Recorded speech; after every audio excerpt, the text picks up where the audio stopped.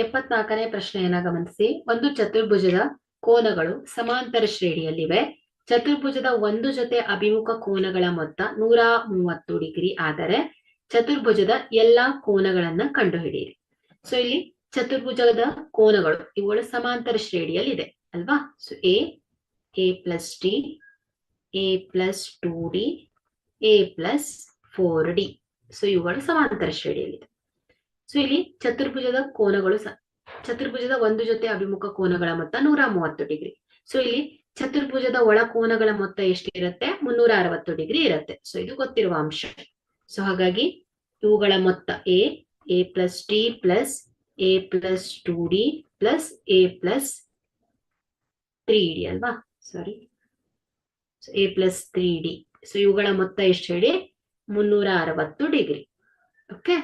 So ಇದನ್ನ simplify ಮಾಡಿ 1 2 3 4. So 4 A plus 2 5 6ಡಿ ಇಸ್ ಈಕ್ವಲ್ ಟು ಏನ್ ಹೇಳಿ? 360 ಡಿಗ್ರಿ. ಸೊ ಇದನ್ನ 2ರಿಂದ ಭಾಗಿಸಿದಾಗ 2a plus 3d is equal to 180 degree. Okay. So ಇದನ್ನ ಸಮೀಕರಣ 1 ಅಂತ ತಗೊಳ್ಳೋಣ. ಸೊ ನೆಕ್ಸ್ಟ್ ಎರಡನೆಯ ಷರತ್ತು ಏನಿದೆ ಹೇಳಿ? ಚತುರ್ಭುಜದ ಒಂದು ಜೊತೆ ಅಭಿಮುಖ ಕೋನಗಳ ಮೊತ್ತ 130 ಡಿಗ್ರಿ. ಸೊ ಇಲ್ಲಿ ಅಭಿಮುಖ ಕೋನಗಳ ಮೊತ್ತ, ಸೊ ಯಾವುದು ಅಭಿಮುಖ ಕೋನಗಳಾಗತ್ತೆ?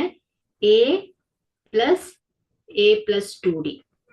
ಓಕೆ. ಸೊ ಮೊದಲನೇದು ಮತ್ತೆ ಮೂರನೇದು ಸೊ ಅಭಿಮುಖ ಕೋನ. ಸೊ ಅದೇ ರೀತಿ A plus D, A plus 3ಡಿ ಅಭಿಮುಖ ಕೋನಗಳು. ಸೊ ಇವುಗಳ ಮೊತ್ತ ಎಷ್ಟಿದೆ ಅಂತೆ? 130 ಡಿಗ್ರಿ ಆಗಿದೆ. 130 ಡಿಗ್ರಿ. ಸೊ ಯಾವ್ದು ಬೇಕಾದ್ರೂ ತಗೊಳ್ಬೋದು ನೀವು. ಎ ಪ್ಲಸ್ 2ಡಿ ಈಕ್ವಲ್ ಟು 130 ಅಥವಾ A plus D plus A plus 3ಡಿ is equal to 130 degree. So ಎರಡು ಯಾವುದಾದ್ರೂ ಕೂಡ ಒಂದು ಜೊತೆ ಅಭಿಮುಖ ಕೋನಗಳನ್ನ ತಗೊಂಡು ನೀವು ಸಾಲ್ವ್ ಮಾಡ್ಬೋದು ಮಕ್ಕಳೇ. ಓಕೆ. ಸೊ ನಾ ಈಗ ಮೊದಲನೇ ಇಕ್ವೇಶನ್ ಅನ್ನು ತಗೊಂಡಿದ್ದೇನೆ. ಸೊ ಇದು ಎ ಪ್ಲಸ್ ಎ ಏನಾಗುತ್ತೆ? 2a ಪ್ಲಸ್ 2ಡಿ is equal to 130 degree.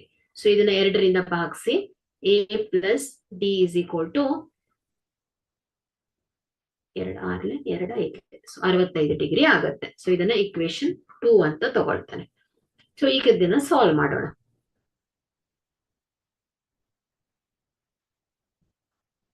So 2a plus 3d is equal to 65 degree. So ಇದು ಇಕ್ವೇಶನ್ 1.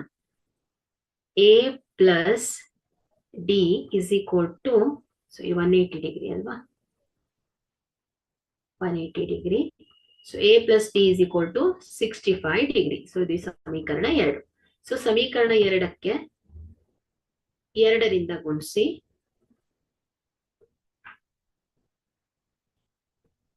ಸೊ ಇದೇನಾಗುತ್ತೆ ಹೇಳಿ? ನೆಕ್ಸ್ಟ್ ಪೇಜ್ ಅಲ್ಲಿ ಬರೆಯೋಣ. 2a plus 3d is equal to 180 degree.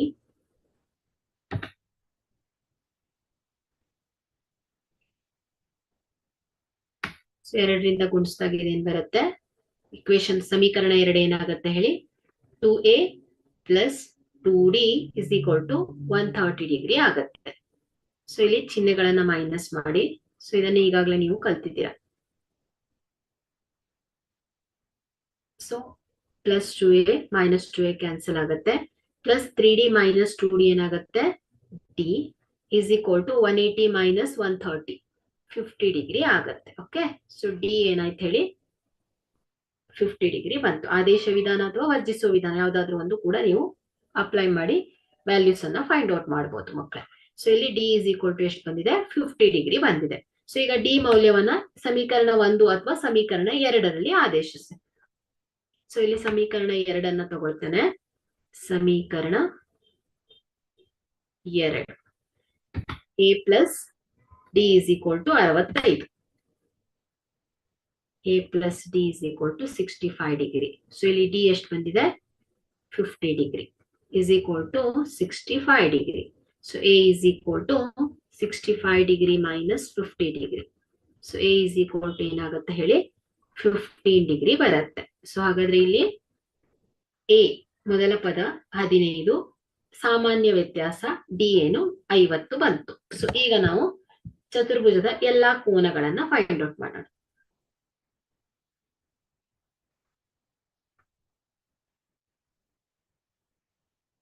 ಚತುರ್ಭುಜದ ಕೋನಗಳು A, A plus D, A plus 2d, A plus 3d. So ಇದೇನಾಗತ್ತೆ ಹೇಳಿ, 15 degree, 15 degree plus 50 degree, 15 plus 15 degree plus 2 into 50 degree, 15 degree plus 3 into 50 degree. So ಮೊದಲನೇ ಕೋನ 15, 65 degree, 15 52 100 100 plus 115 degree, 150 165. So 165 degree ಆಗಿದೆ. Okay, ಚತುರ್ಭುಜದ ಕೋನಗಳು ಇವುಗಳು ಸಮಾಂತರ ಶ್ರೇಣಿಯಲ್ಲಿದೆ. Okay.